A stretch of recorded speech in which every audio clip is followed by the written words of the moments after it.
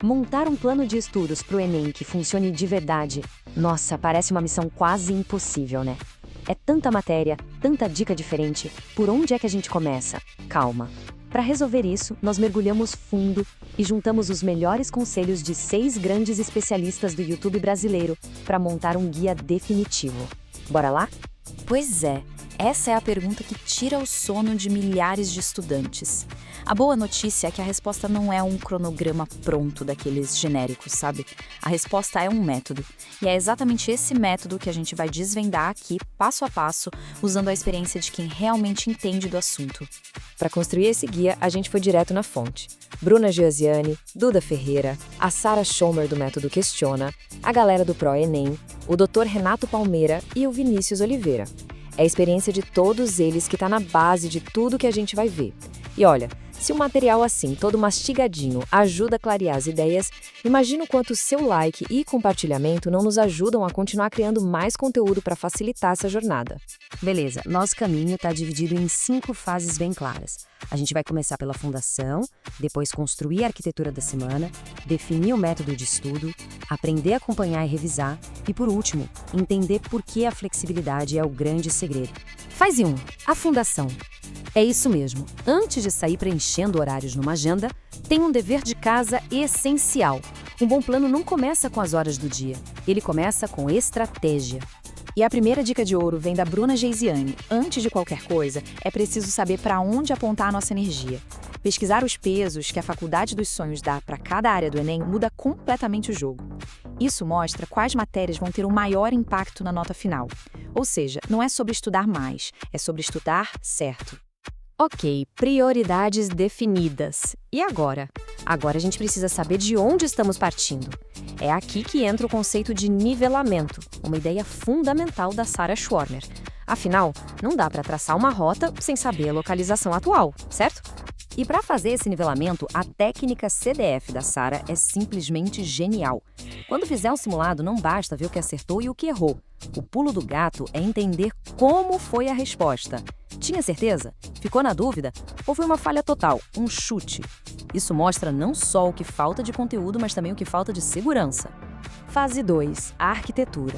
Agora sim, com a fundação bem feita, é hora de pegar o papel ou a planilha e começar a desenhar a estrutura da nossa semana.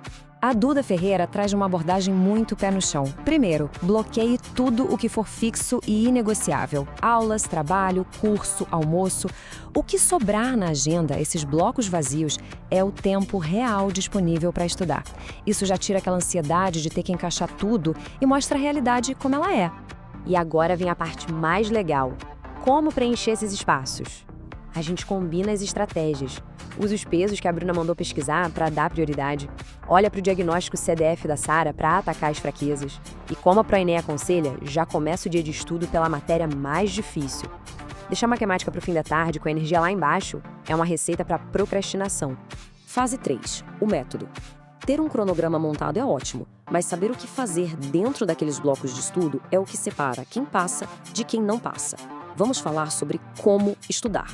Aqui o ProEnem faz um alerta importantíssimo sobre a armadilha do estudo passivo. Assistir a um monte de videoaula pode dar uma falsa sensação de produtividade, mas o aprendizado de verdade, aquele que fixa na cabeça, acontece no estudo ativo, resolvendo questões, corrigindo os erros, tentando explicar a matéria em voz alta. É a diferença entre ser um espectador e ser o protagonista do próprio aprendizado. E essa frase da Sara Schomer, ela resume tudo de forma perfeita.